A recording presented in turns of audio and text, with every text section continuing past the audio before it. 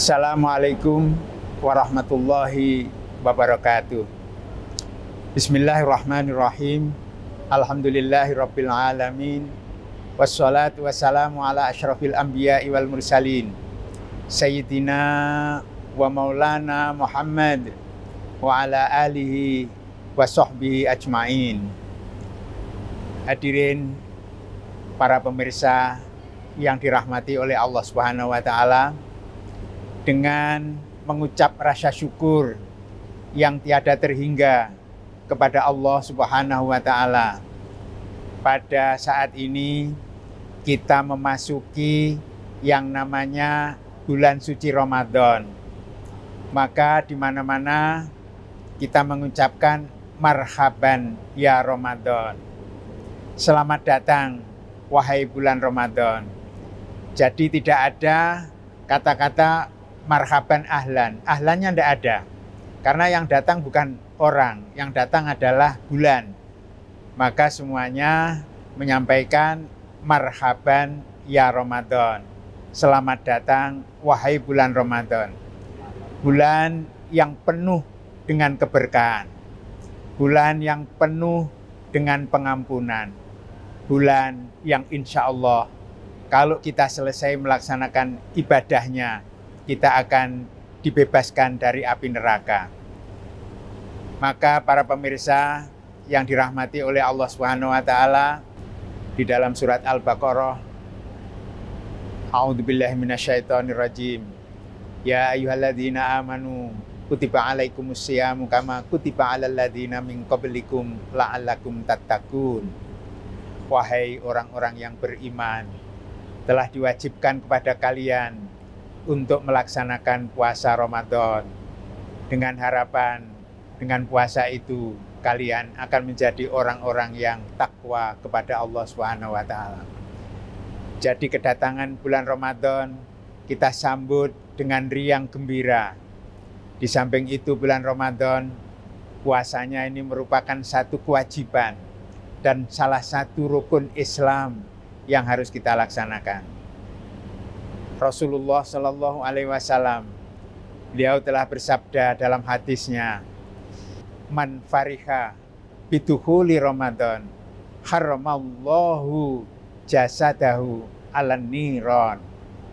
Barang siapa yang merasa gembira, merasa senang dengan datangnya bulan Ramadan, maka Rasulullah telah memberikan sabdanya, orang tersebut akan diharamkan jasadnya untuk masuk neraka. Inilah beberapa hal yang sangat menggembirakan bagi kita. Oleh karena itu, mari kita menyiapkan diri untuk menghadapi bulan Ramadan dan memulainya dengan puasa, yang puasa itu sudah barang tentu merupakan latihan, dan latihan ini adalah merupakan menahan yang namanya lapar haus, tidak makan, tidak minum, mulai terbit fajar sampai dengan terbenam matahari. Dan ini akan menandakan latihan kita ini bagaimana rasanya bila mana orang yang tidak bisa memberikan keluarganya dan dirinya sendiri untuk makan dan minum dalam hari yang sama. Maka dalam hal ini adalah merupakan latihan bagaimana rasanya. Nah, dengan demikian maka akan membawa manfaat yang besar.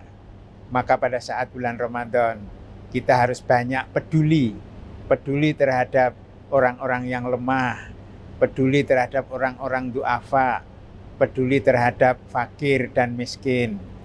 Maka antara lain itulah beberapa hikmah yang terjadi di bulan Ramadan yang tahun ini, tahun 1444 Hijriah ini, kita bersama-sama memasukinya dan bersama-sama untuk melaksanakan dengan sebaik-baiknya. Jangan sampai puasa kita ini hanya mendapatkan lapar dan dahaga, tetapi puasa kita mendapatkan pahala, mendapatkan apa yang dikehendaki oleh Allah Subhanahu wa taala, bahwa puasa adalah untukku dan aku akan memberikan pahala bagi mereka yang melaksanakannya. Nah, para pemirsa yang dirahmati oleh Allah Subhanahu wa taala, maka ada beberapa hal yang harus kita lakukan dengan sebaik-baiknya. Maka ada beberapa jenis amalan yang harus kita lakukan di dalam bulan suci Ramadan ini. Yang pertama, amalan yang bersifat fi'liyah. Amalan yang bersifat fi'liyah adalah amalan yang kita lakukan di bulan Ramadan dengan beberapa gerakan. Itulah yang disebut dengan fi'liyah. Antara lain, kita melaksanakan sholat berjamaah, kemudian sholat tarawih secara berjamaah. Dengan sholat tarawih ini kita benar-benar melakukan kegiatan-kegiatan yang disebut jenisnya adalah jenis amalan secara fi'liyah.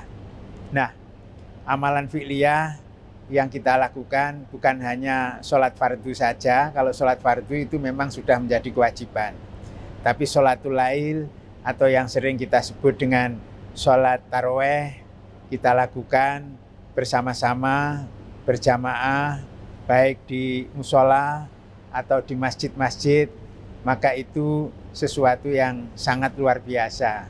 Kalau ini bisa kita lakukan, maka semarak yang namanya Ramadan itu bisa kita temui mulai awal, mulai dari berbuka bersama-sama, jamaah sholat maghrib, kemudian ada jeda, kemudian kita melaksanakan sholat isya, kemudian bersama-sama melakukan amalan secara fi'liyah, yaitu sholat tarawih secara berjamaah, secara bersama-sama, dan dengan niat benar-benar ikhlas karena Allah Subhanahu wa taala, ikhlas karena ingin mendapat ridhonya, dan ikhlas karena kita ingin melakukan semuanya itu hanya karena Allah Subhanahu wa taala.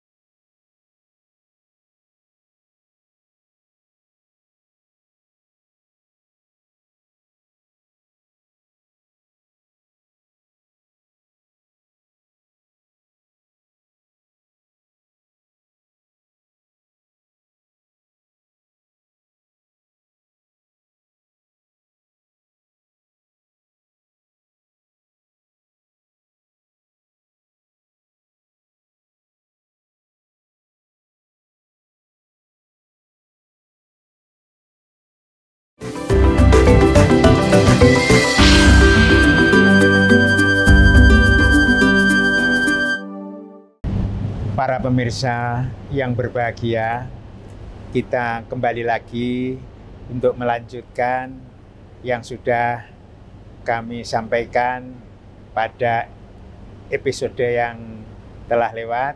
Kemudian kita sambung kembali bahwa dalam rangka untuk melaksanakan amalan-amalan di bulan Ramadan, di samping amalan fi'liyah, maka ada amalan-amalan yang disebut dengan amalan qalbiyah. Amalan qalbiyah adalah amalan yang sering kita dengar, yaitu kita melakukan iktikaf. Iktikaf di masjid sambil kita menunggu sholat subuh, setelah kita sholat sahur, setelah kita selesai melaksanakan makan bersama karena mengikuti sunnah Rasul, kita sahur, kemudian kita berangkat ke masjid, ke musola, maka di situ setelah kita sholat sunat, maka kita iktikaf. Kita menenangkan hati, kita zikir kepada Allah Subhanahu wa taala, bagaimana kita bisa menjadi seorang mukmin, seorang muslim yang pada saat ini kita benar-benar menata hati agar supaya hati ini benar-benar selalu kita ini iman yang kokoh kepada Allah Subhanahu wa taala. Dan disitulah yang namanya amalan qalbiyah, amalan yang berkaitan dengan hati, yakni kita iktikaf, dalam hati kita mengingat kepada Allah, kita zikir, merenungkan apa yang terjadi pada diri kita, apa yang harus kita lakukan, manakala banyak hal-hal yang belum sempurna, yang belum bisa kita lakukan, dan mungkin kita menengok kembali ke belakang, alangkah banyak hal-hal yang sudah kita langgar. Maka dengan iktikaf, dengan merenung, sambil dalam hati istighfar kepada Allah Subhanahu wa taala, sambil menunggu waktu subuh datang untuk sholat berjamaah bersama-sama. Kemudian di samping amalan-amalan secara qalbiyah, ada amalan yang disebut dengan qauliyah. Amalan yang disebut dengan qauliyah yaitu apa yang kita lakukan pada saat bulan Ramadan, terutama pada malam-malam hari setelah sholat tarawih, kita membuka kembali Al-Quran untuk kita baca secara bersama-sama, bergiliran, atau saling mendengarkan, saling membetulkan. Dan itu yang dikenal dengan bahasa yang biasa disebut dengan tadarus. Kita membaca Al-Quran. Itu yang disebut dengan ibadah qauliyah, amalan-amalan qauliyah. Artinya amalan yang memang digerakkan dan diucapkan oleh mulut kita. Tentunya kita ini harus banyak membaca Al-Quran. Kita tadarus setelah sholat tarawih pada malam-malam hari bersama-sama.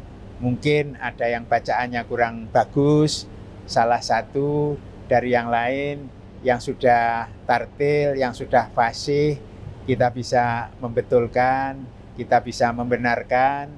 Begitu pula setiap malam mungkin bisa berlanjut, setiap malam bisa 1 juz, kemudian sampai dengan akhir Ramadan bisa selesai membaca secara keseluruhan. Atau mungkin membaca bersama-sama, dibagi juz 1, juz 2, dan seterusnya. Itu juga baik, terserah bagaimana caranya. Yang penting ada amalan atau ibadah qauliyah, yaitu yang diucapkan dalam bentuk tadarus, atau mungkin membaca sholawat kepada Nabi kita Shallallahu Alaihi Wasallam. Tetapi kesempatan yang paling tepat pada saat bulan Ramadan tentunya kita harus memperbanyak membaca Al-Quran. Di samping itu, kalau kita bisa menyempatkan untuk mengartikan dan melihat makna terjemah yang terkandung di dalamnya, itu juga sangat baik, sehingga kita bisa tahu persis apa kandungan isinya, kemudian bagaimana kita berupaya untuk bisa mengamalkannya. Nah, dari sini maka kita bisa melihat ternyata amalan-amalan yang bisa kita tingkatkan di bulan Ramadan bukan hanya fi'liyah, artinya gerakan seperti sholat tarawih, tetapi ada kolbiyah, yaitu etikaf, mencoba menata hati, kita menenangkan diri, meningkatkan iman kita.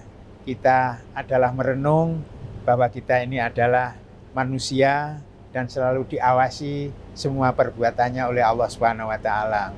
Kemudian juga ada yang disebut dengan ibadah qauliyah, yaitu seperti yang saya katakan tadi, kita memperbanyak membaca Al-Quran atau yang disebut dengan tadarus.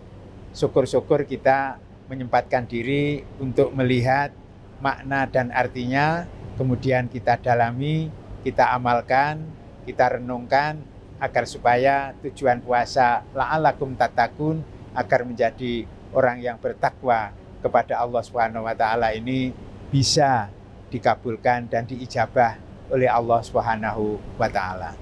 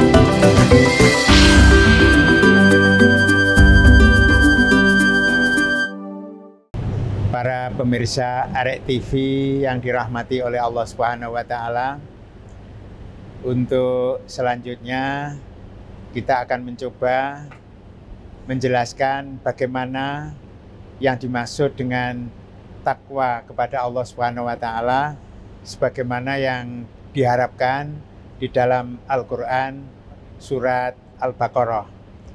Maka harapannya orang-orang yang berpuasa ini kan akan menjadi orang yang muttaqin, orang-orang yang takwa kepada Allah Subhanahu wa taala. Saya ingin mencoba sedikit menjelaskan bahwa siapa orang-orang yang bertakwa. Di dalam Al-Qur'anul Karim surat Ali Imran, di sana disebutkan alladzina yunfikuna fis-sarra'i wad-dharra wal kadhiminal ghaidz wal afina 'anin nas. Kemudian nanti saya akan lanjut ayat berikutnya. Jadi indikatornya orang yang takwa kepada Allah antara lain yang pertama yaitu orang-orang yang dengan ikhlas menafkahkan rizki yang diperoleh yang merupakan anugerah dari Allah Subhanahu wa taala, baik dalam kondisi lapang maupun dalam kondisi yang sempit. Bagaimana yang dimaksud dengan kondisi lapang? Artinya memang anugerah rizki ini benar-benar mendapatkan yang luar biasa dari Allah Subhanahu wa taala. Kalau rezeki yang diperoleh ini sudah cukup banyak, maka di situ ada kewajiban yang disebut dengan membayar zakat. Nah, jangan lupa membayar zakat adalah merupakan sesuatu yang gunanya untuk membersihkan harta benda itu sendiri karena ada hak-hak orang lain yang harus diberikan. Di samping itu akan membersihkan diri, membersihkan jiwanya, sehingga kehidupannya akan menjadi orang yang hidupnya tenang, yang hidupnya damai, yang hidupnya akan mendapatkan anugerah hati yang lembut, hati yang sangat luar biasa indahnya. Sehingga dengan demikian, maka kalau memang sudah punya rezeki yang cukup banyak dan dihitung dari haul atau 1 tahun dan nisabnya sudah menjadi kewajiban, maka harus kita sadari keluarkan itu zakatnya, karena itu adalah menjadi hak orang lain atau yang disebut di dalam Al-Quran, di sana ada asnaf 8, mana yang ada dan itu yang harus kita distribusikan kepada mereka. Kemudian bagi yang mungkin dari sisi rizkinya ini sempit, maka sedekah sunnah berapapun yang diberikan, walaupun sedikit tapi dengan ikhlas, maka juga akan mendapatkan pahala yang luar biasa. Bahkan pada satu saat ada orang-orang yang bertanya kepada Rasulullah Shallallahu Alaihi Wasallam. Mereka bertanya, ya Rasulullah, saya ini orang yang gak mampu, saya ini orang yang sangat miskin, saya ini sebenarnya sangat ingin seperti orang-orang yang kaya, bisa memberikan zakat, bisa memberikan sedekah, bisa memberikan yang namanya amal jariyah. Tapi karena ini termasuk saya orang miskin, orang yang fakir, maka saya tidak bisa berbuat. Saya sebenarnya iri karena saya kok begini tidak seperti mereka. Maka Rasulullah menjawab, wahai para orang-orang yang memang tergolong kurang mampu atau du'afa, Anda tidak usah hatinya ini galau. Anda akan mendapatkan pahala yang sama dengan orang-orang yang kaya. Anda cukup membaca tasbih, membaca tahlil, dan membaca takbir. Anda membaca subhanallah, walhamdulillah, wala ilaha illallah, wallahu akbar. Anda akan mempunyai nilai yang sama dengan orang-orang yang kaya, yang aghnia, yang kemudian bisa mengeluarkan zakat, bisa beramal jariyah, bisa berinfak, dan lain sebagainya. Anda tidak usah galau, Anda akan mendapatkan pahala yang sama. Sekali lagi, Anda cukup membaca takbir, tahmid, dan tahlil. Kemudian indikator yang kedua, yaitu yang disebut dalam Al-Quran, wal afina anin nas. Orang yang bertakwa adalah termasuk orang-orang yang suka memaafkan orang lain tanpa dimintakan maaf. Kalau memang ada orang lain, ada teman, ada kerabat, ada sahabat yang punya salah, nggak perlu nunggu minta maaf, tapi dengan ikhlas, dengan lapang dada kita memberikan maaf kepada mereka. Nggak usah nunggu hari raya mereka datang minta maaf kemudian kita memaafkan, tetapi dengan hati yang lapang, dengan hati yang tulus, dengan penuh keikhlasan kita memaafkan tanpa diminta. Itu antara lain indikator orang yang takwa kepada Allah Subhanahu wa taala. Kemudian berikutnya adalah orang yang berbuat baik. Artinya orang-orang yang melakukan kegiatan-kegiatan atau perbuatan-perbuatan yang baik yang juga bermanfaat bagi orang yang lain.